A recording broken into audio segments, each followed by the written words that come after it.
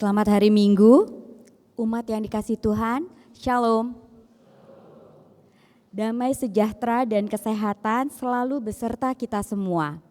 Selamat datang bagi umat yang baru pertama kali hadir. Majelis mengucapkan selamat beribadah dan bersekutu di GKJ Joglo. Agar ibadah berjalan dengan hikmat, mohon untuk menonaktifkan handphone atau diubah ke nada getar atau ke silent. Kami akan membacakan pokok-pokok pewarta Minggu 27 April 2025. Persidangan Majelis bulan Mei. Persidangan Majelis Harian akan diselenggarakan pada hari Jumat tanggal 9 Mei 2025 dan persidangan Majelis Pleno akan diselenggarakan pada hari Jumat tanggal 23 Mei 2025. Bagi Bapak Ibu Saudara-saudari yang memiliki keperluan gerejawi dipersilahkan untuk menghubungi majelis wilayahnya masing-masing. Hasil pemilihan anggota majelis. Berdasarkan hasil pemilihan calon anggota majelis GKJ Joglo pada tanggal 20 April 2025, dan berdasarkan hasil persidangan majelis pleno di tanggal yang sama, maka majelis GKJ Joglo memutuskan para calon terpilih adalah sebagai berikut. Wilayah 2, Ibu Akira Yulia Sekar sebagai penatua, Bapak Dwi Upandoko sebagai diaken.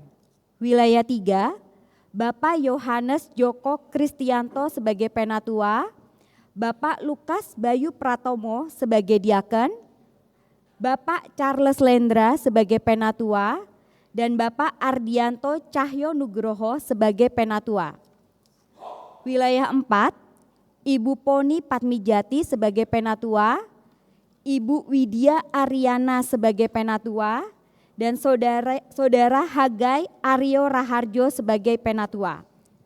Wilayah 5, Bapak Aditya Ari Ratna Susetiawan sebagai penatua. Penyesuaian jabatan gerejawi. Ibu Yuli Tias Kristianti sebagai diaken. Apabila tidak ada keberatan yang sah dari warga jemaat, calon anggota majelis tersebut akan diteguhkan dalam ibadah minggu pada tanggal 11 Mei 2025. Mohon dukungan doa warga jemaat. Baptis anak.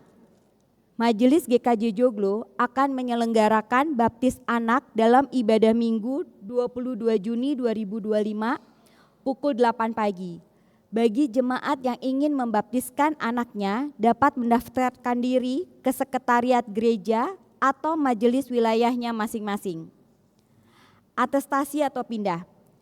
Majelis GKJ Joglo telah menyerahkan surat atestasi atau pindah gereja kepada GKJ Kanaan atas diri Bapak Juli Kristianto dan anak Natania Clara Maheswari, warga GKJ Joglo wilayah 1. Majelis dan warga jemaat mengucapkan terima kasih atas pelayanan dan peran sertanya selama menjadi warga jemaat di GKJ Joglo. Kiranya di tempat yang baru imannya akan semakin bertumbuh. Kirbat, mulai bulan Mei 2025, kirbat tidak dicantumkan lagi di bagian akhir pewarta. Bagi Bapak Ibu jemaat yang membutuhkan kirbat, dapat mengambil buku kirbat yang telah ditulis oleh almarhum Pendeta Emeritus Nugroho Adi yang telah disediakan di meja pewarta. Perjamuan kasih.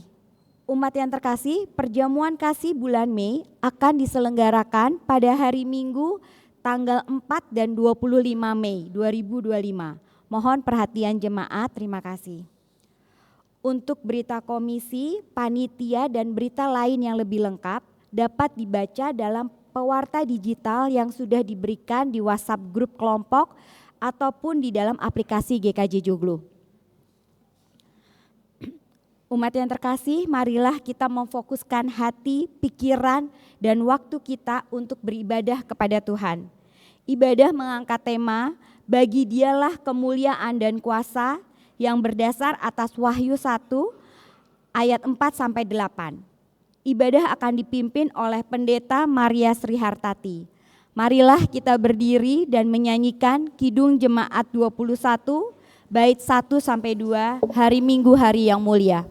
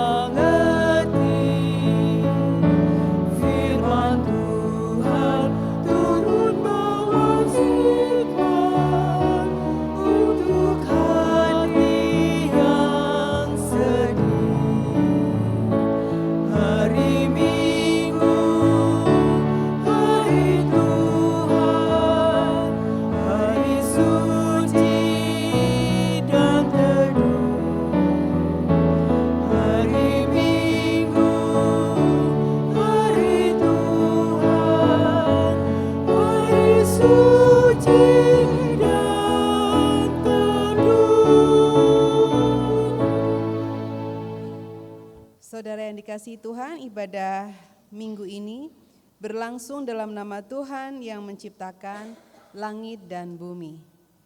Amin, amin, amin. Kasih karunia dan damai sejahtera dari Allah Bapa di dalam Yesus Kristus yang bangkit, yang hadir saat ini di dalam Roh Kudus, menyertai saudara sekalian. Dan menyertai saudara juga.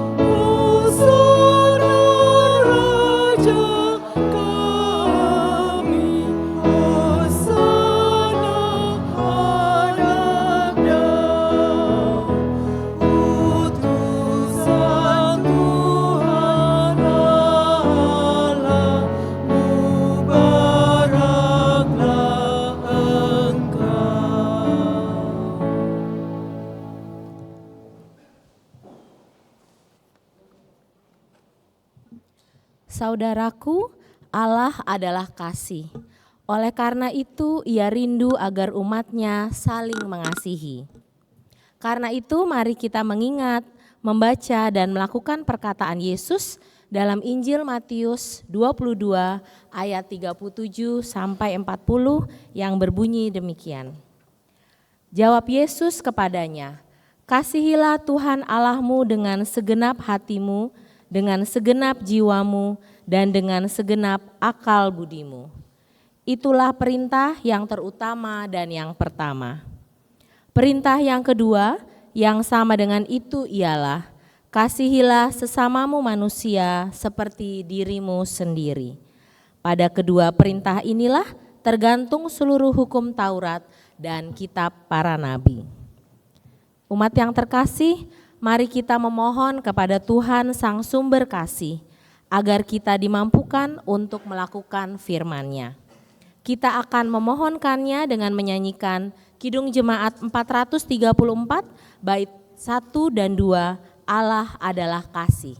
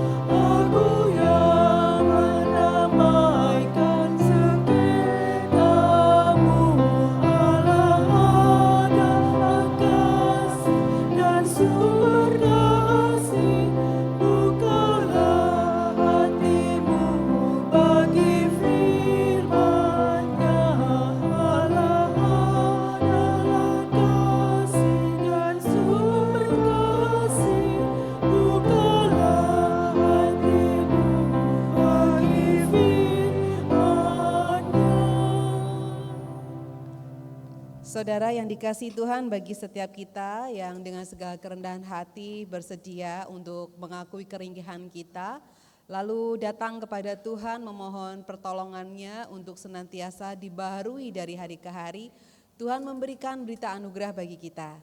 Pada pagi hari ini kita bersama-sama akan mendengarkan berita anugerah yang didasarkan dari Roma pasalnya yang ke-11 ayat 33 sampai dengan ayatnya yang ke-36. Demikian firman Tuhan. Oh, alangkah dalamnya kekayaan hikmat dan pengetahuan Allah.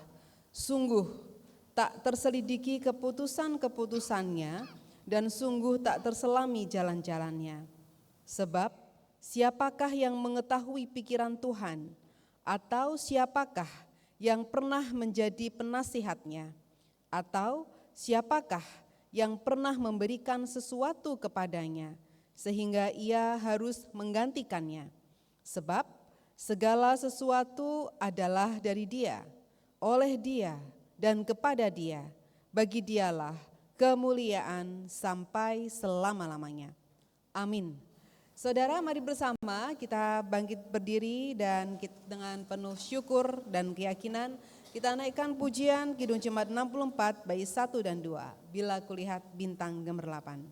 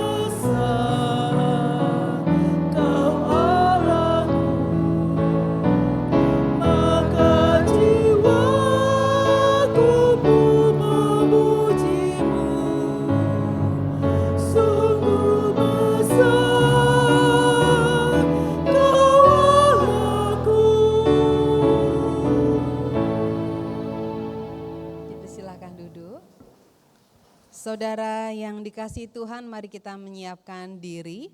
Kita akan memohon pertolongan Tuhan sebelum kita membaca, mendengar, dan merenungkan sabda Tuhan.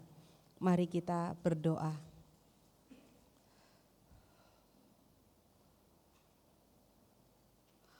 Allah kami yang Maha Kuasa, Allah yang kami yakini hadir dalam tubuh seorang manusia yang bernama Yesus, yang kami yakini juga saat ini hadir bersama-sama dengan kami di dalam roh. Saat ini ya Bapa, kami siap untuk merenungkan bersama tentang firman-Mu, yang seringkali firman itu tidak mudah untuk kami resap-resapkan.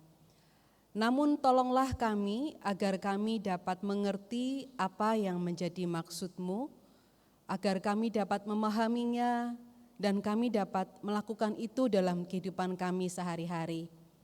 Perlengkapi kami di dalam segala kelemahan kami ya Bapa.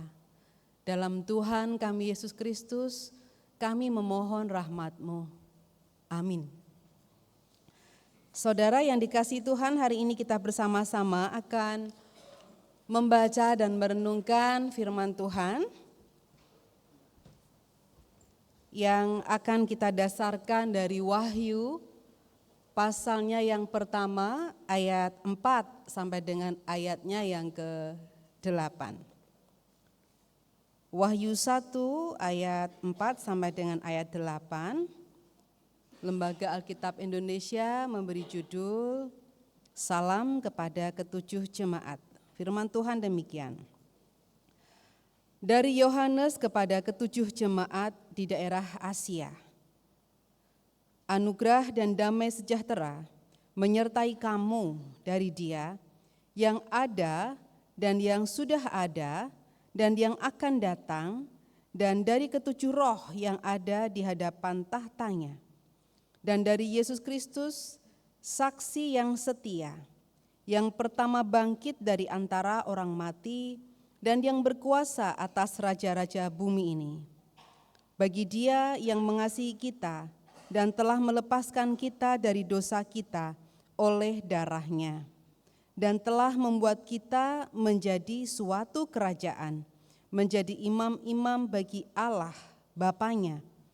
Bagi Dialah kemuliaan dan kuasa sampai selama-lamanya. Amin. Lihatlah, Ia datang dengan awan-awan, dan setiap mata akan melihat Dia.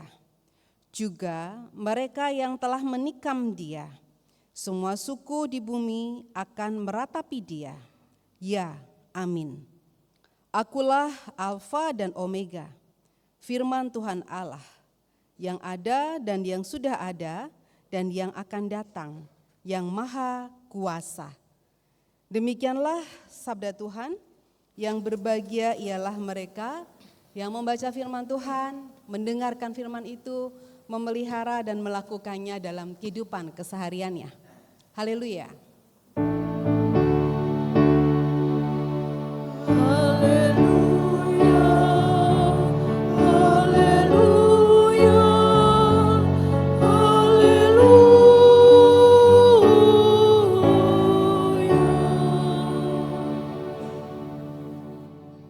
Bapak, Ibu, Saudara-saudara yang dikasihi oleh Tuhan Yesus Kristus, selamat pagi semuanya. Semoga semuanya sehat ya. Bapak, Ibu, Saudara yang dikasihi Tuhan, tadi ketika kita melewati dari rumah ke kediaman kita masing-masing menuju ke tempat ini, sebenarnya kita melewati banyak sekali tanda atau simbol atau mungkin rambu-rambu di jalan gitu ya. Yang tadi Bapak Ibu lihat apa saja misalnya Bapak Ibu? Tanda apa? Berhenti ya, stop gitu ya. Terus ada warna juga ya, merah. Merah itu tanda berhenti, hijau itu tanda jalan. Kalau kuning tanda apa Bapak Ibu? Siap-siap berhenti atau siap-siap ngebut? Gitu ya.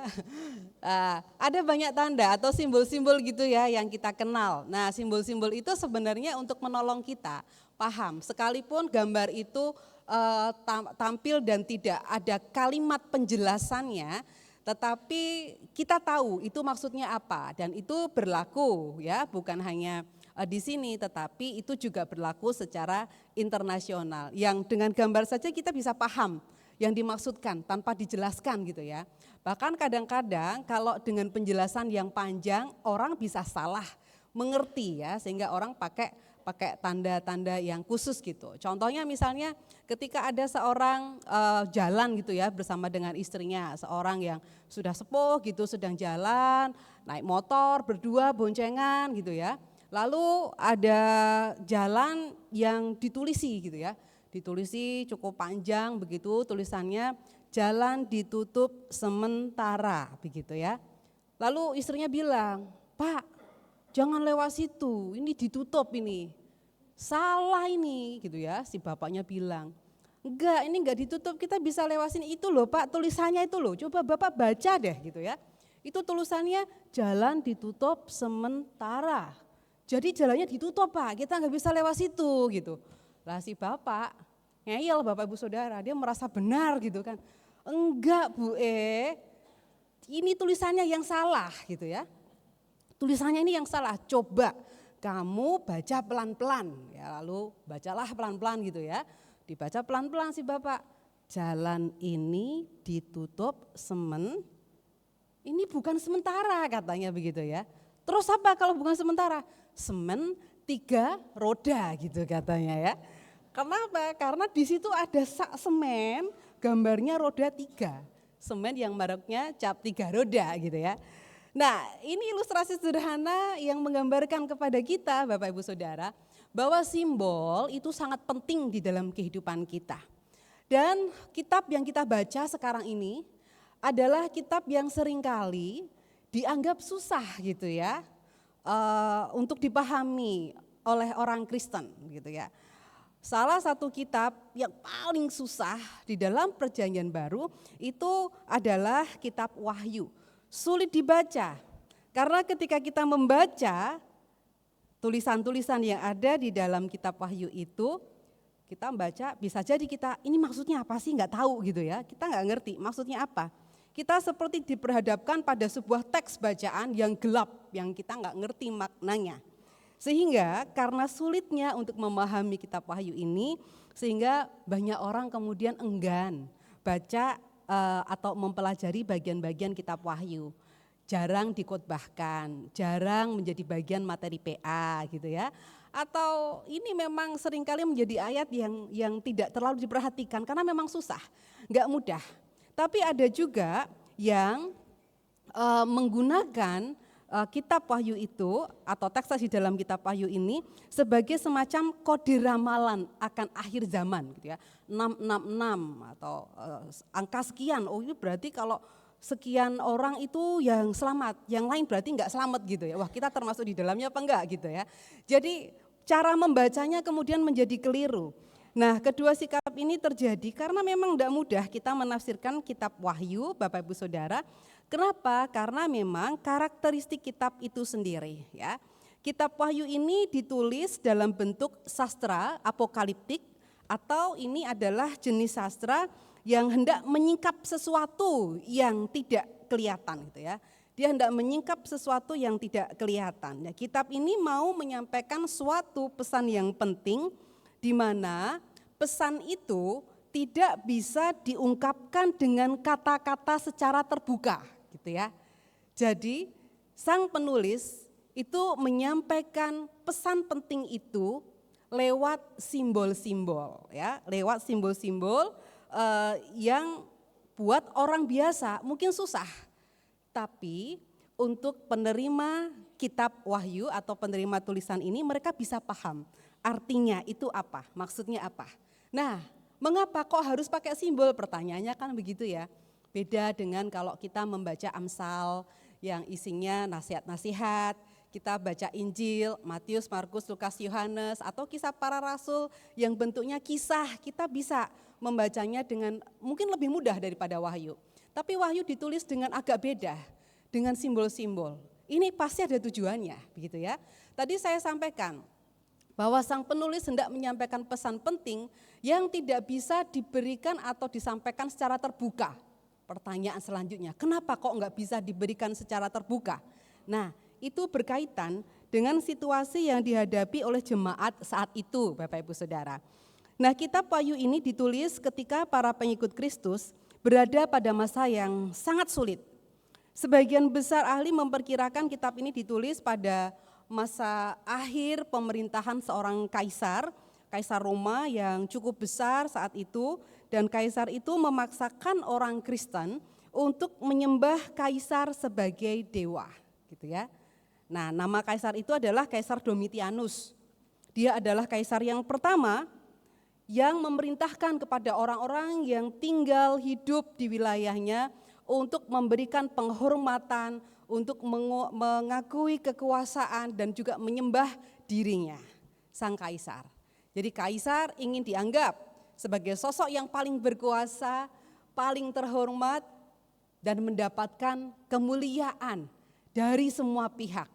Sehingga orang Kristen yang hidup pada saat itu juga dipaksa untuk melakukan hal yang sama, saudara-saudara. Menyembah kaisar. Nah, selanjutnya itu ada juga kaisar yang bernama Trajanus. Dia yang kemudian juga mewajibkan orang-orang yang hidup di wilayah Romawi untuk menyembah kaisar-kaisar yang sudah meninggal. Nah, tentu ini bertolak belakang ya dengan iman Kristen. Sementara orang Kristen diajarkan bahwa hanya satu yang boleh kita sembah, hanya satu yang kita bisa beribadah kepada Dia, yaitu Allah gitu ya, yang dikenal dalam Yesus Kristus. Sehingga orang-orang yang percaya kepada Kristus pada saat itu menolak dengan terang apa yang menjadi perintah kaisar. Nah, karena menolak itu saudara-saudara, maka orang-orang Kristen pada saat itu mendapatkan tekanan di sana-sini. Dianggap sebagai pemberontak, ibadahnya dilarang gitu. Jadi kita sebenarnya nggak perlu heran kalau sekarang kita seringkali mengalami kesulitan-kesulitan dalam ibadah karena sejak zaman dulu kala pengikut Kristus seringkali menghadapi hal yang demikian. Orang-orang Kristen pada waktu itu juga banyak yang mengalami menjadi martir.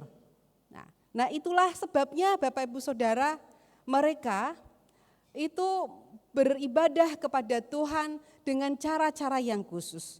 Termasuk menyampaikan pemberitaan firman itu dengan cara-cara yang terselubung. Kenapa? Karena bacaan-bacaan yang memberitakan tentang Injil Kristus itu banyak dimusnahkan. Ya, kalau zaman kita dulu mungkin Bapak Ibu di tahun-tahun zaman Orde Lama sering mendengar kata dicekal gitu ya, kalau ada tulisan gitu yang kira-kira menyerang pemerintah lalu dicekal. Nah, kira-kira mirip-mirip seperti itulah. Ada tulisan-tulisan yang menjadi kesaksian tentang pengajaran-pengajaran Kristen itu dicekal. Karena itu dituliskan di sini secara simbolik ya, secara terselubung. Supaya apa? Supaya orang Kristen dapat membaca firman Tuhan. Karena itu kita bisa melihat di dalam Wahyu pasal 1 ayat 3 Bapak Ibu Saudara, ini sangat indah. Dalam Wahyu 1 ayat 3 di situ dituliskan, berbahagialah ia yang membacakan kata-kata nubuat ini, yaitu Wahyu, dan mereka yang mendengarkannya. Jadi saudara-saudara, bagi mereka saat itu yang hidup dalam tekanan pemerintah, membaca firman Tuhan itu menjadikan bahagia. Mendengar pembacaan firman itu menjadi bahagia. Kenapa? Karena membaca, punya tulisan tentang firman Tuhan saja, itu sudah anugerah luar biasa. Kalau ketahuan, itu bisa dicekal, bisa diambil gitu ya. Apalagi bisa membaca, bisa mendengar, itu sesuatu yang sangat bahagia. Nah, kalau kita bawa dalam kehidupan kita sekarang, Bapak Ibu Saudara di rumah punya berapa Alkitab? Lebih dari satu ya. Bahkan satu orang mungkin punya lebih dari satu ya kan. Waktu CD dikasih Alkitab sama gereja. Waktu nikah ada gitu ya. Sekarang ada TB2 beli lagi gitu ya. Beli yang waduh tulisannya kecil, beli yang gede lagi gitu kan. Itu Alkitab dalam wujud buku. Sangat mudah kita bisa mendapatkannya gitu ya. Apalagi Alkitab yang bisa kita buka secara elektronik. Mudah sekali. Tapi begitu mudahnya kadang-kadang kita kurang menghargai firman Tuhan. Berbeda dengan umat pada saat itu yang menerima tulisan di dalam Wahyu ini. Mereka begitu menghayati bahwa membaca firman Tuhan, mendengar firman Tuhan itu sesuatu yang sangat luar biasa. Itu gambaran Bapak Ibu Saudara betapa orang-orang pada saat itu mengalami berbagai macam tekanan. Nah, di tengah situasi umat yang seperti itulah kitab ini dituliskan. Ya, kitab ini hendak memberitakan sesuatu yang penting yang luar biasa agar mereka tidak terintimidasi oleh berbagai macam kekuatan atau kuasa yang tampaknya luar biasa dan menakutkan bagi mereka. Kekuatan-kekuatan yang seringkali membuat mereka kecil dan tidak berdaya. Supaya umat yang tertekan ini dicelikkan matanya bahwa mereka harus melihat kekuatan yang jauh lebih besar daripada kekuatan-kekuatan yang ada di dunia. Bahwa pada akhirnya kerajaan Allah lah yang akan menang, bukan kerajaan dunia. Bahwa Yesus Kristuslah yang berkuasa atas raja-raja di bumi. Maka tidak perlu berkecil hati ketika mereka mengalami tekanan-tekanan dari raja-raja di dunia. Bahwa Allah melalui Yesus Kristus itu berkuasa atas dunia orang mati dan dunia orang yang hidup. Maka orang Kristen itu tidak perlu menyembah kaisar-kaisar yang sudah meninggal saat itu. Bahwa Yesuslah Alfa dan Omega, Dia adalah yang awal dan yang akhir. Nah, menarik juga, di sini penulis menggunakan kata Alfa dan Omega. Bagi kita mungkin dua itu tidak bermakna, kita sebagai orang Indonesia atau orang Jawa gitu ya. Mungkin huruf alfa atau omega itu mungkin tidak ada maknanya bagi kita. Tapi bagi masyarakat yang menerima surat ini sangat berharga. Karena alfa ini adalah huruf pertama dalam abjad Yunani dan omega itu adalah huruf terakhir. Itu mengandung satu makna bahwa Yesus Kristus itu mengatasi segala sesuatu yang ada di dunia. Dia adalah yang awal dan yang akhir. Jadi kalau dikatakan Yesus Kristus adalah Alfa dan Omega, yang mau dikatakan adalah Yesus itu berkuasa atas segala-galanya. Ia kepenuhan segala sesuatu. Ia adalah yang awal dan yang akhir. Nah, itulah saudara-saudara, pesan yang hendak disampaikan oleh kitab Wahyu, agar mereka tidak terpaku pada apa yang tampak oleh mata. Sebaliknya, melihat berbagai macam peristiwa dari sudut pandang iman. Nah, kitab Wahyu ini saudara-saudara ditujukan kalau kita membaca pada pasal 1 ayatnya yang keempat, ini ditujukan kepada 7 jemaat. Bukan berarti pada saat itu hanya ada 7 jemaat, tidak ya. Pada saat itu ada banyak sekali jemaat. Kenapa 7 yang ditulis? Karena 7 itu juga mengandung makna simbolik di dalam kitab Wahyu. 7 itu memiliki makna penuh gitu ya, penuh, lengkap. Jadi kalau dikatakan 7 jemaat itu sebetulnya yang dimaksudkan adalah kepada seluruh jemaat yang ada. 7 jemaat yang disebut ini hanya sebagai sampel. Jemaat-jemaat yang juga mengalami pergumulan-pergumulan, tantangan-tantangan hidup di dunia. Ya. Dan saudara-saudara, kalau pada masa sekarang tentu ini juga termasuk kita. Ya. Kita juga menghadapi persoalan-persoalan. Di dalam kitab Wahyu, di situ juga disampaikan bahwa gereja-gereja, baik secara pribadi ya, kita sebagai orang Kristen gitu, ataupun gereja sebagai sebuah lembaga, itu menghadapi berbagai macam persoalan. Persoalan yang terjadi, persoalan eksternal, mereka harus berhadapan dengan pemerintah yang menekan mereka, yang tidak memperbolehkan mereka beribadah, tapi mereka juga menghadapi persoalan-persoalan internal di dalam gereja.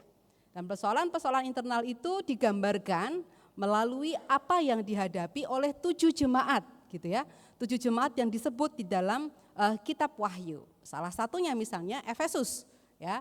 Di dalam jemaat Efesus mereka ini adalah sebuah jemaat yang cukup maju, cukup mapan ya, baik secara organisasi cukup mapan, mereka juga cukup berkembang menjadi teladan bagi yang lain. Mereka menjaga dogma dengan sedemikian rupa, tapi di situ dikatakan bahwa jemaat ini telah meninggalkan kasih yang mula-mula. Dan itulah juga yang seringkali dihadapi oleh gereja-gereja saat ini, saudara-saudara. Ya, melihat yang tampak mata, melihat gereja sebagai satu lembaga dunia. Padahal di sini dikatakan bahwa kalau kita hidup dalam sebuah lingkungan gereja atau lembaga gereja, maka yang kita lihat semestinya adalah Kristus. Kristuslah yang berkuasa atas segalanya, dan itu yang diingatkan oleh penulis kitab Wahyu kepada jemaat-jemaat di sana, supaya mereka tidak lupa akan yang tidak kelihatan di dunia. Ya, kita nggak bisa melihat Kristus di dunia, yang kita lihat gereja gitu ya. Tapi lihatlah, ada yang tidak tampak, yang seharusnya menjadi kekuatan dan semangat dan menghidupi gereja, itu adalah Kristus. Nah, saudara-saudara yang dikasihi oleh Tuhan Yesus Kristus, ini juga berlaku bagi kita sebagai pribadi ya. Kalau kita menghadapi tantangan-tantangan di dalam hidup, apapun itu, mungkin sekarang kita juga sedang menghadapi pergumulan-pergumulan tertentu, entah dengan kesehatan, entah dengan keluarga, entah di dalam pekerjaan, entah dalam pendidikan, dalam relasi ya, pacaran atau mau menikah atau pasangan suami istri dan sebagainya, mungkin kita sedang menghadapi pergumulan-pergumulan itu saudara-saudara.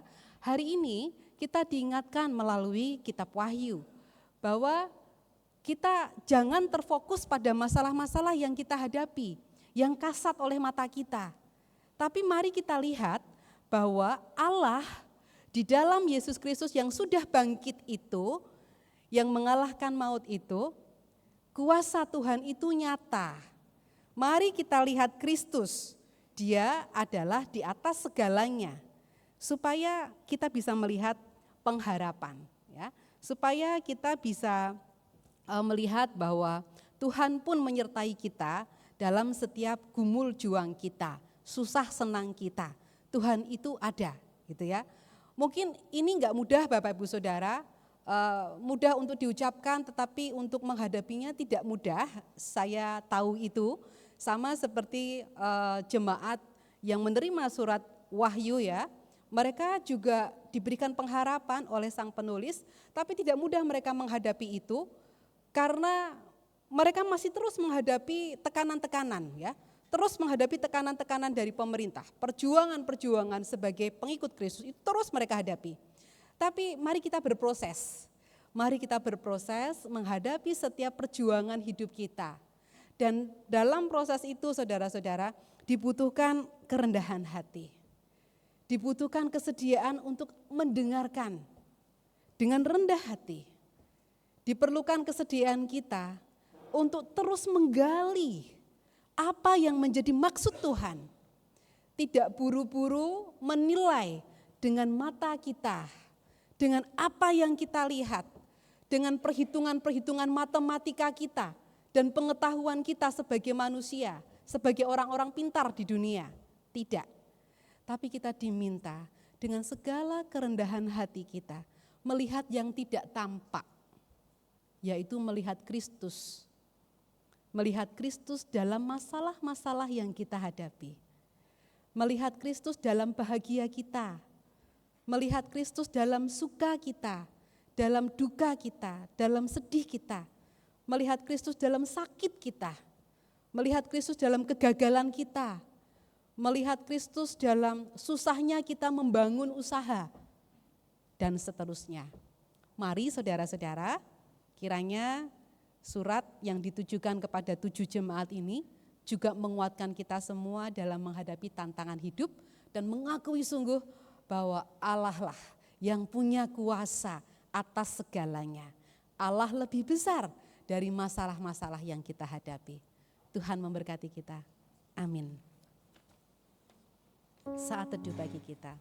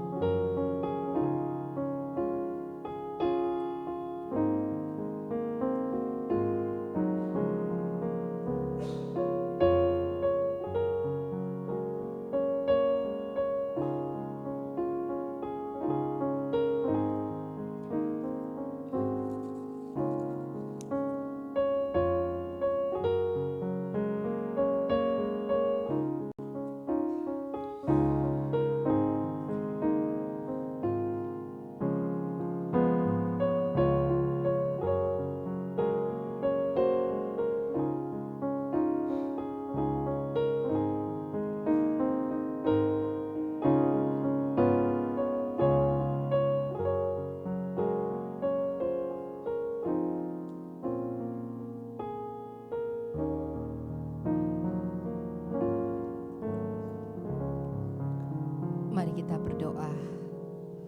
Allah yang Maha Kasih, terima kasih ya Bapa, Engkau ingatkan kami akan kemuliaan dan kuasa yang Engkau miliki, yang mengatasi kami semuanya. Ajarkan kami agar selalu ingat akan hal itu, sehingga ketika kami menghadapi berbagai masalah, tantangan yang kami temui di dalam kehidupan sehari-hari, kami ingat bahwa Engkau jauh lebih besar dari semua tantangan-tantangan yang kami temui.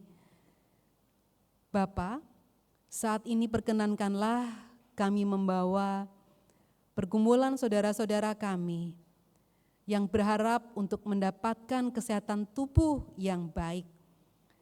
Kami berdoa bagi saudara kami, Bapak Ignatius Sukso Yudiono, bagi Ibu Sumirah, ibunda dari Bapak Lasno, bagi Pendeta Adilia Atatasya Yohana Marta, serta saudara kami Diaken Samuel Siahaan, dan saudara-saudara kami yang lain, yang tidak dapat kami sebutkan satu persatu, atau bahkan jika saat ini ada di antara kami juga mengalami kelemahan tubuh, kiranya Engkau juga berkenan untuk menjamah bagian-bagian tubuh mereka yang lemah ya Bapa, sehingga dikuatkan dan mereka dapat menjalani kehidupan mereka, aktivitas sehari-hari dengan lebih prima.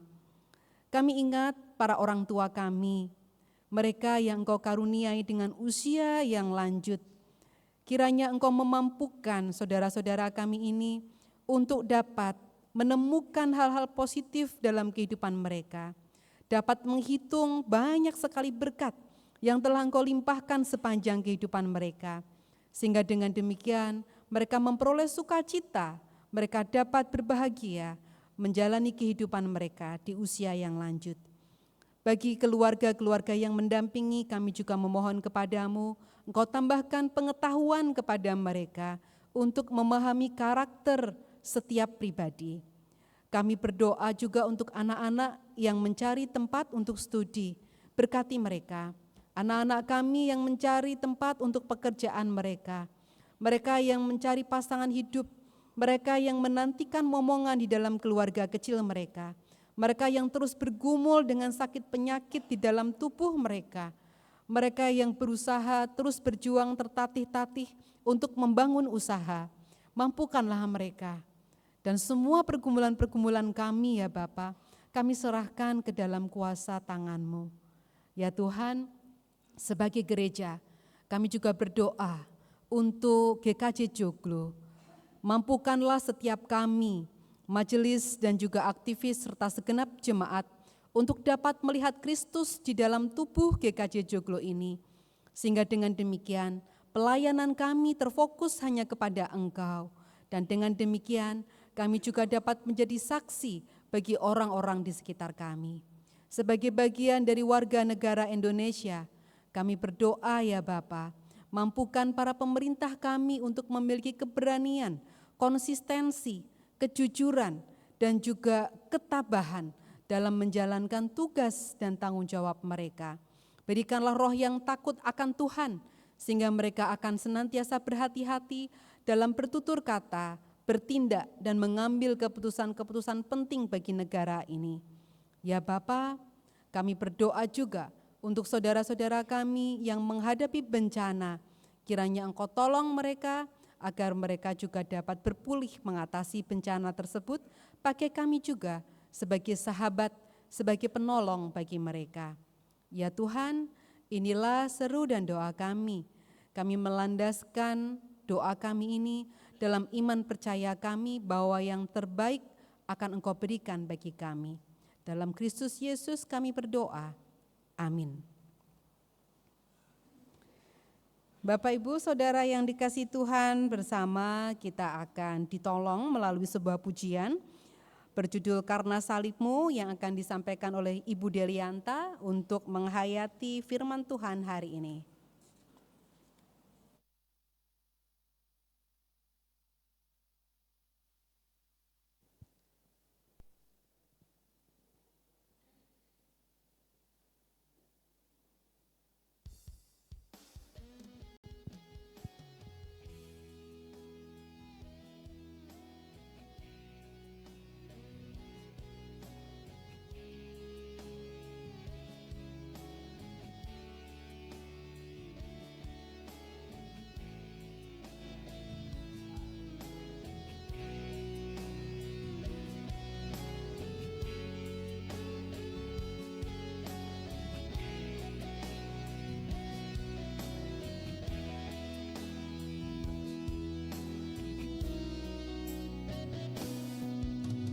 hanya Kau Tuhan di hidupku. Kau berikan hidup yang baru, darah-Mu menyucikan, pulihkan hatiku. Ku nyatakan Kaulah segalanya.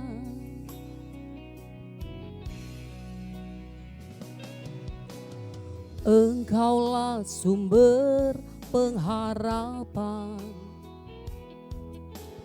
kuasa-Mu sanggup menyembuhkan.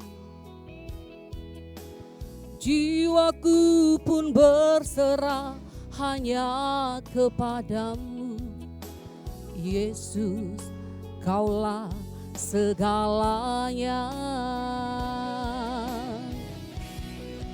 Karena salib-Mu ku hidup, karena salib-Mu ku menang. Engkau yang berkuasa sanggup untuk melakukan mujizat-Mu. Karena salib-Mu ku hidup, karena salib-Mu ku menang. Engkau yang berkuasa sanggup untuk melakukan mujizat-Mu di hidupku.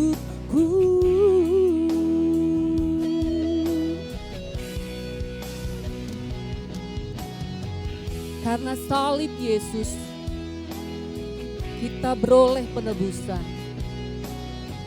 Karena salib Yesus, kita beroleh kemenangan. Dialah yang berkuasa untuk kehidupan kita dan sanggup melakukan mujizat-Nya.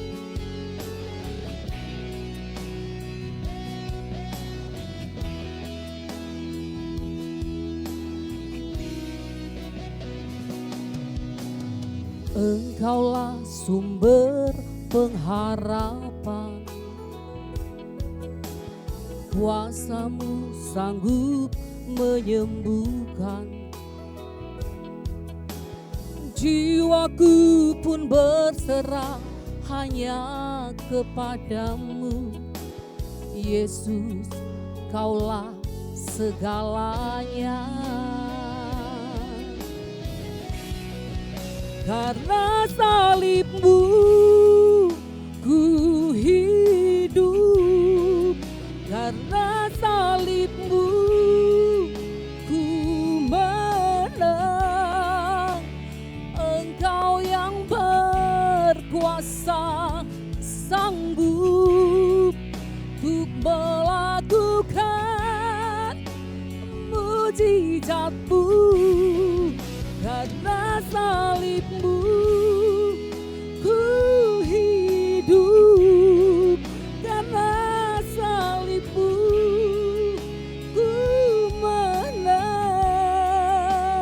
Engkau yang berkuasa sanggup untuk melakukan mujizat-Mu di hidupku.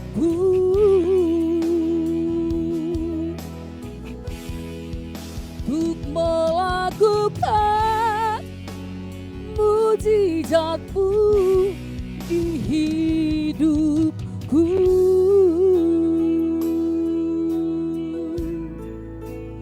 Di hidupku.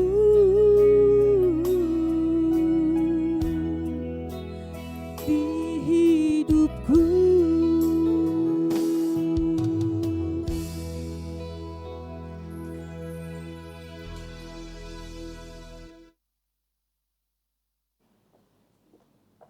Terima kasih untuk persembahan pujian dari Ibu Delienta, kiranya menjadi berkat bagi kita semua. Umat yang terkasih, kami undang untuk berdiri.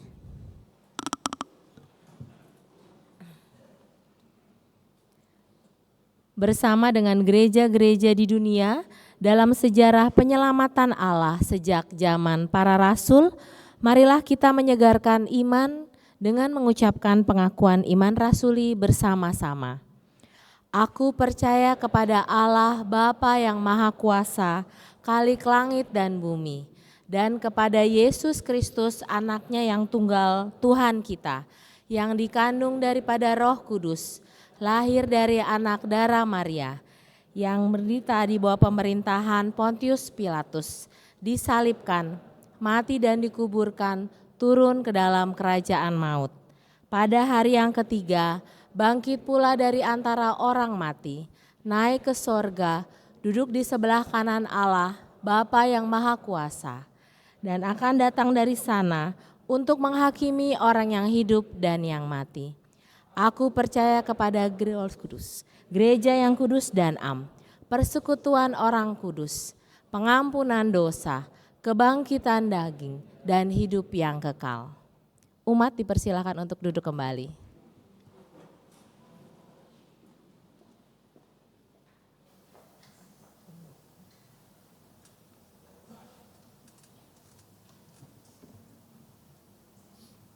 Umat yang terkasih, marilah kita mengumpulkan ungkapan syukur bagi Tuhan.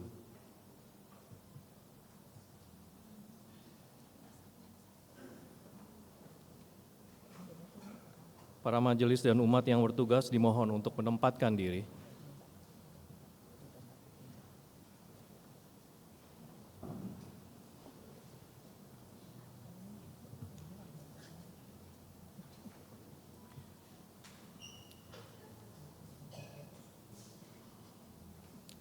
Persembahan yang akan kita kumpulkan pada hari ini adalah persembahan mingguan dan persembahan bulanan.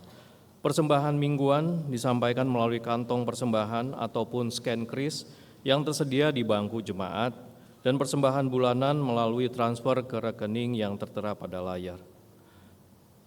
Adapun nats persembahan didasarkan dari kitab Mazmur 96 ayat 8, berilah kepada Tuhan kemuliaan namanya, bawalah persembahan dan masuklah ke pelatarannya.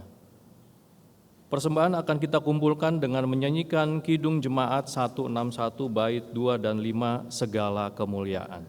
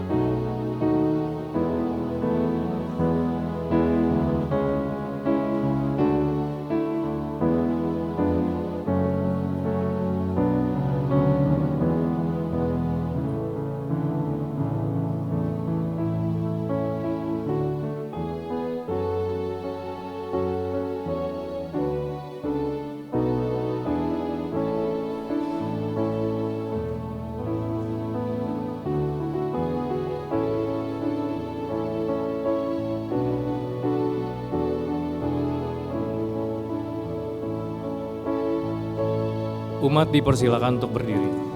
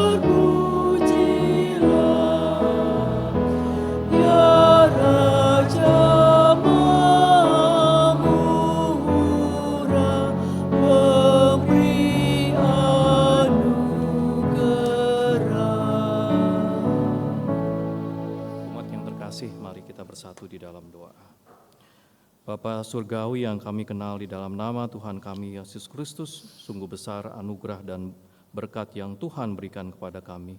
Kami mengucap syukur dan berterima kasih atas kasih karunia, anugerah dan berkat yang telah Tuhan curahkan kepada kami.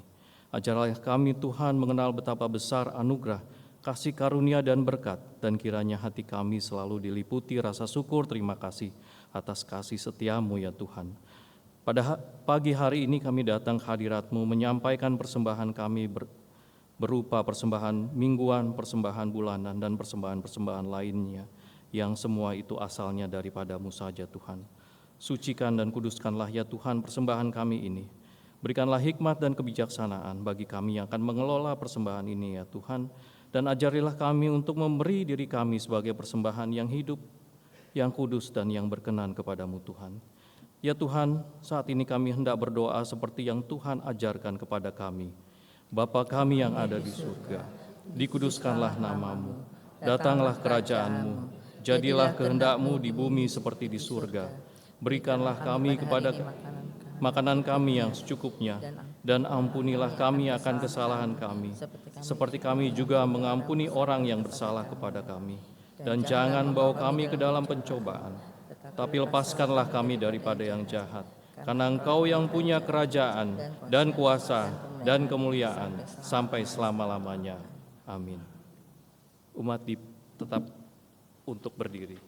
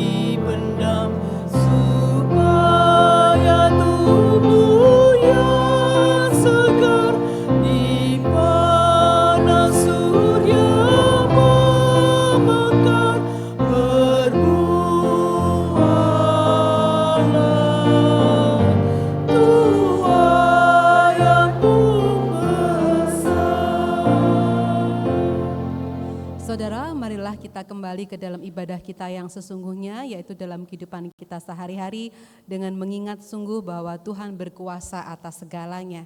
Terimalah berkat Tuhan yang akan memampukan saudara untuk melakukan firman-Nya. Tuhan memberkati engkau dan melindungi engkau. Tuhan menyinari engkau dengan wajah-Nya dan memberi engkau kasih karunia. Tuhan menghadapkan wajah-Nya kepadamu dan memberi engkau damai sejahtera. Amin.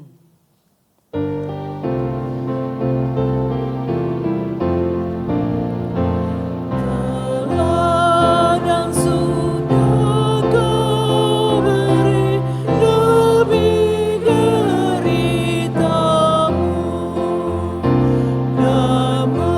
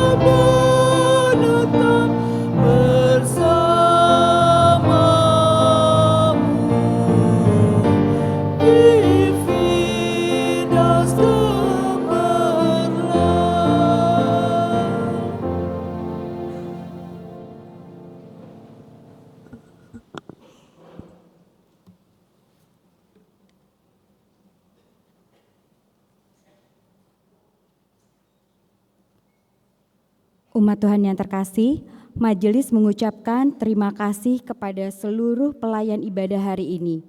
Marilah kita menjadi saksi Kristus dalam kehidupan kita sehari-hari. Selamat hari Minggu, Tuhan Yesus memberkati.